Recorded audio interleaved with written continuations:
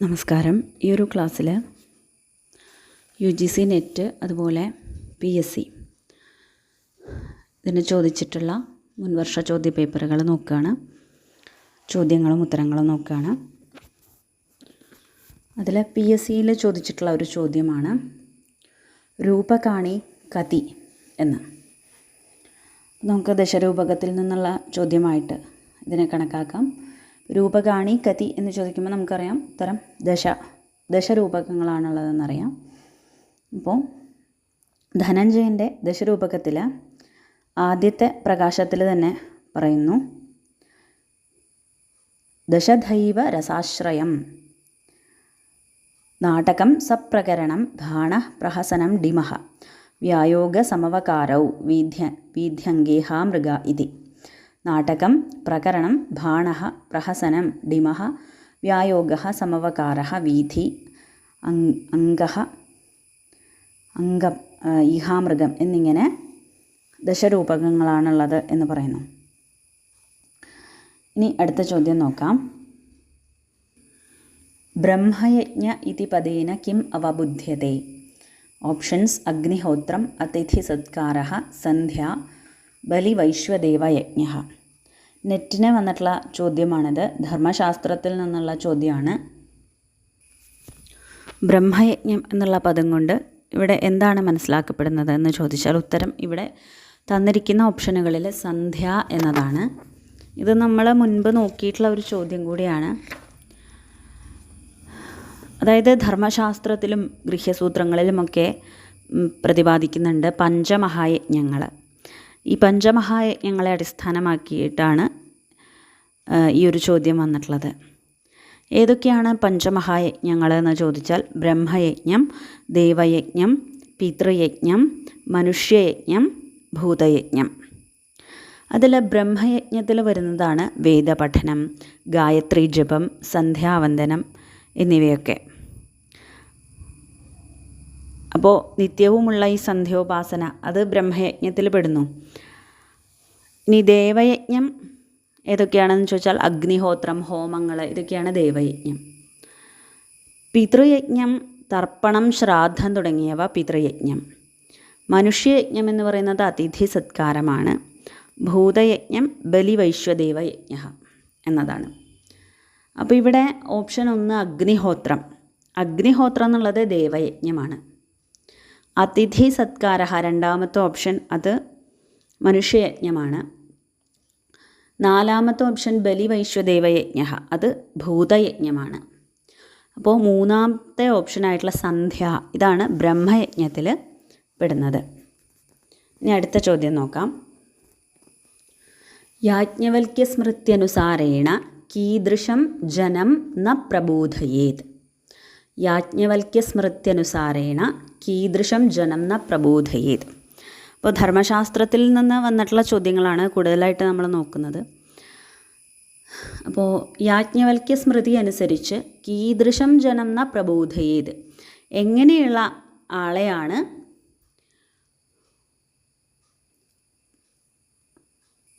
പ്രബോധനം ചെയ്യാൻ പാടാത്തത്, അതായത് ഉണർത്താൻ പാടില്ലാത്തത്.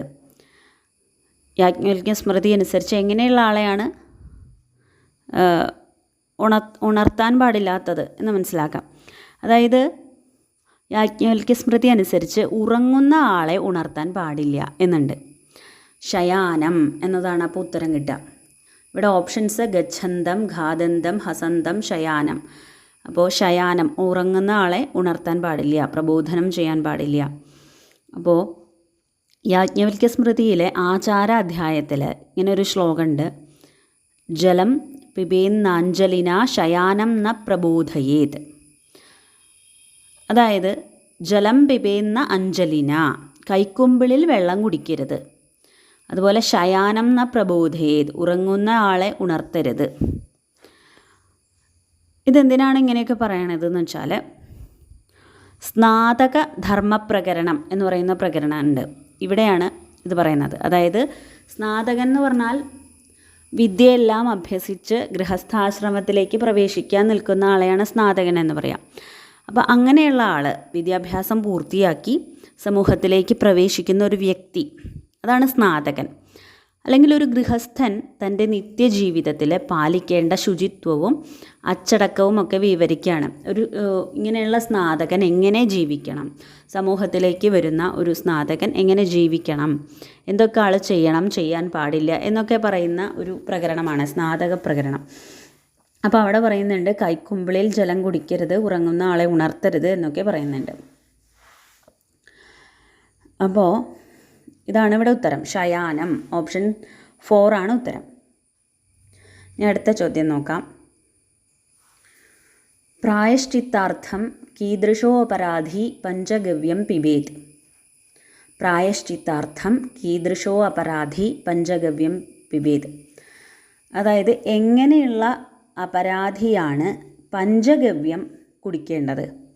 പ്രായശ്ചിത്തം ചെയ്യാൻ വേണ്ടിയിട്ട് പഞ്ചഗവ്യം കുടിക്കേണ്ടത് എങ്ങനെയുള്ള അപരാധിയാണ് എന്നാണ് ചോദ്യം. അതായത് ഇവിടെ ഓപ്ഷൻസ് ബ്രാഹ്മണഘ്നഃ, പിതൃഘ്നഃ, ഗോഘ്നഃ, ശത്രുഘ്നഃ. ബ്രാഹ്മണനെ കൊന്നവനാണോ, പിതൃഘ്നനാണോ, ഗോഘ്നനാണോ, ശത്രുഘ്നനാണോ, ഇതിലാരാണ് പ്രായശ്ചിത്തത്തിന് വേണ്ടിയിട്ട് പഞ്ചഗവ്യം കുടിക്കേണ്ടത് എന്നാണ് ചോദ്യം. അപ്പോൾ യാജ്ഞവൽക്യ സ്മൃതി പ്രകാരം പ്രായശ്ചിത്തത്തിനായി ഗോഘ്നഃ, പശുവിനെ കൊന്നവനാണ് പഞ്ചഗവ്യം കുടിക്കേണ്ടത്. യാജ്ഞവൽക്യ സ്മൃതിയിലെ പ്രായശ്ചിത്ത അധ്യായത്തിൽ ഉപപാതക പ്രായശ്ചിത്തങ്ങളെക്കുറിച്ച് വിവരിക്കുന്ന ഭാഗത്ത് ഇങ്ങനൊരു ശ്ലോകമുണ്ട്. പഞ്ചഗവ്യം പിബേത് ഗോഘ്നോ മാസമാസീത സംയത. അതായത് ഗോവധം ചെയ്തവൻ, ഗോവിനെ വധിച്ചവൻ തൻ്റെ ഇന്ദ്രിയങ്ങളെ അടക്കി 1 മാസം വ്രതം നോൽക്കുകയും ആ സമയത്ത് പഞ്ചഗവ്യം മാത്രം കുടിച്ച് ജീവിക്കുകയും വേണം. പശുവിൽ നിന്ന് ലഭിക്കുന്ന 5 പവിത്രമായ വസ്തുക്കളുടെ മിശ്രിതമാണ് പഞ്ചഗവ്യം എന്ന് പറയുന്നത്. ഏതൊക്കെയാണ് പശുവിൽ നിന്ന് ലഭിക്കുന്ന 5 ദ്രവ്യങ്ങൾ എന്ന് ചോദിച്ചാൽ പാൽ, തൈര്, നെയ്യ്, ഗോമൂത്രം, ചാണകം. ഇനി അടുത്ത ചോദ്യം നോക്കാം. കാഭ്യാം ധർമ്മോ നിർബഭൗ. കാഭ്യാം ധർമ്മോ നിർബഭൗ എന്ന് വെച്ചാൽ ഏതൊക്കെ രണ്ടിൽ നിന്നാണ് ധർമ്മം ഉത്ഭവിച്ചത്? ഏത് രണ്ടിൽ നിന്നാണ് ധർമ്മം ഉത്ഭവിച്ചത്? മനുസ്മൃതി യാജ്ഞവൽക്യ സ്മൃതിഭ്യാം, മനുസ്മൃതിയിൽ നിന്നും യാജ്ഞവൽക്യ സ്മൃതിയിൽ നിന്നുമാണോ? സ്മൃതി പുരാണാഭ്യാം, സ്മൃതിയിൽ നിന്നും പുരാണത്തിൽ നിന്നുമാണോ? ശ്രുതി സ്മൃതിഭ്യാം, ശ്രുതിയിൽ നിന്നും സ്മൃതിയിൽ നിന്നുമാണോ? ശിഷ്യാചാര്യാഭ്യാം, ശിഷ്യനിൽ നിന്നും ആചാര്യനിൽ നിന്നുമാണോ എന്ന് ചോദിച്ചാൽ ഇവിടെ ഉത്തരം ഓപ്ഷൻ 3 ശ്രുതി സ്മൃതിഭ്യാം എന്നതാണ്. അതായത് ശ്രുതി വേദം, സ്മൃതി ധർമ്മശാസ്ത്രം. അപ്പോൾ വേദത്തിൽ നിന്നും ധർമ്മശാസ്ത്രത്തിൽ നിന്നുമാണ് ധർമ്മം പ്രകാശിക്കുന്നത്. ഭാരതീയ പാരമ്പര്യമനുസരിച്ച് ധർമ്മത്തിൻ്റെ ഏറ്റവും പ്രധാനപ്പെട്ട 2 പ്രമാണങ്ങളാണ് ശ്രുതിയും സ്മൃതിയും എന്ന് പറയുന്നത്. ഇനി അടുത്ത ചോദ്യം. ചൗരഹൃതം ദ്രവ്യം രാജാ കസ്മൈ ദദ്യാത്. ചൗരഹൃതം ദ്രവ്യം രാജാ കസ്മൈ ദദ്യാത്. കള്ളനിൽ നിന്ന്, മോഷ്ടാവിൽ നിന്ന് പിടിച്ചെടുത്ത ദ്രവ്യം രാജാവ് ആർക്കാണ് കൊടുക്കേണ്ടത്? ദ്വിജായ, ബ്രാഹ്മണനാണോ? കോശായ, തൻ്റെ ഖജനാവിലേക്കാണോ? ജാനപദായ, അതായത് ആരിൽ നിന്നാണോ ആ സാധനം നഷ്ടപ്പെട്ടത്, കള്ളൻ ആരിൽ നിന്നാണോ അത് പിടിച്ചെടുത്തത് അല്ലെങ്കിൽ മോഷ്ടിച്ചത് അയാൾക്ക് തന്നെ തിരിച്ചു കൊടുക്കണോ? അതാണ് ജാനപദായ. ഇനി 4 ദേവായ, ദേവനായിക്കൊണ്ടാണോ കൊടുക്കേണ്ടത് എന്ന് ചോദിച്ചാൽ ഉത്തരം ഓപ്ഷൻ 3 ജാനപദായ. അതായത് യാജ്ഞവൽക്യ സ്മൃതിയിലെ വ്യവഹാര അധ്യായത്തിൽ അസാധാരണ വ്യവഹാര മാതൃകാ പ്രകരണത്തിൽ രാജാവ് പാലിക്കേണ്ട നിയമങ്ങളെക്കുറിച്ച് പ്രതിപാദിക്കുന്ന ഭാഗത്ത് ഇങ്ങനെ പറയുന്നു. ദേയം ചൗരഹൃതം ദ്രവ്യം രാജ്ഞ ജാനപദായ തു. കള്ളന്മാർ മോഷ്ടിച്ച ധനം അല്ലെങ്കിൽ വസ്തുക്കൾ തിരിച്ചു പിടിച്ചാൽ രാജാവ് അത് ആർക്കാണ് നൽകേണ്ടതെന്ന് വെച്ചാൽ കള്ളന്മാരിൽ നിന്ന് പിടിച്ചെടുത്ത വസ്തുക്കൾ രാജാവ് അതിൻ്റെ യഥാർത്ഥ ഉടമസ്ഥനായ നാട്ടുകാരന് തന്നെ തിരികെ നൽകണം. അതാണ് ജാനപദായ. അഥവാ രാജാവിനത് കണ്ടുപിടിക്കാൻ സാധിച്ചില്ലെങ്കിൽ സ്വന്തം ഖജനാവിൽ നിന്ന് അതിൻ്റെ മൂല്യം ആ പൗരന് നൽകണമെന്നും സ്മൃതികളിൽ പറയുന്നുണ്ട്. അപ്പോൾ ജാനപദായ എന്നുള്ളതാണ് ഉത്തരം. ഇനി അടുത്ത ചോദ്യം. അധോ വാക്യദ്വയം വർത്തതേ, ഏകം അഭികഥനം, ദ്വിതീയം തസ്യ കാരണം. അഭികഥനം അതായത് ഒരു സ്റ്റേറ്റ്മെൻറ്റ് പറയാണ്, എ എന്നുള്ള സ്റ്റേറ്റ്മെൻറ്റ് പറയാണ്. ചാന്ദ്രമാസ ഏവ പിതॄണാം അഹോരാത്രം ഭവതി. മാസ ഏവ പിതॄണാം അഹോരാത്രം ഭവതി. പിതൃക്കളുടെ രാവും പകലും എന്ന് പറയുന്നത്, അതായത് അഹോരാത്രം എന്ന് പറഞ്ഞാൽ ഒരു പകലും രാത്രിയും, രാവും പകലും എന്ന് പറയുന്നത് ഒരു ചാന്ദ്രമാസമാണ് എന്നാണ് ഒന്നാമത്തെ സ്റ്റേറ്റ്മെൻറ്റ്. ഇനി അതിൻ്റെ റീസൺ, കാരണം പറയാണ്, അതിനെ എക്സ്പ്ലെയിൻ ചെയ്യാണ്. ത്രിംശതാ തിഥിഭിः ചാന്ദ്രമാസോ ഭവതി. 30 തിഥികൾ ചേരുന്നതാണ് ഒരു ചാന്ദ്രമാസം എന്ന്. അപ്പോൾ ഇവിടെ ഓപ്ഷനുകൾ നോക്കുകയാണെങ്കിൽ ഒന്നാമത്തെ ഓപ്ഷൻ എയും ആറും ശരിയാണ്. ആർ എയുടെ കറക്റ്റ് എക്സ്പ്ലനേഷനാണ്, വ്യാഖ്യാനമാണ് എന്ന് പറയുന്നു. ഇനി രണ്ടാമത് നോക്കുകയാണെങ്കിൽ എയും ആറും ശരിയാണ്, പരം ആർ എയുടെ സമ്യക് വ്യാഖ്യാനമല്ല. ഇനി മൂന്നാമത്തെ എ സത്യമാണ്, ആർ അസത്യമാണ്. നാലാമത്തെ എ അസത്യമാണ്, ആർ സത്യമാണ്. ഇങ്ങനെ ഓപ്ഷനുകൾ.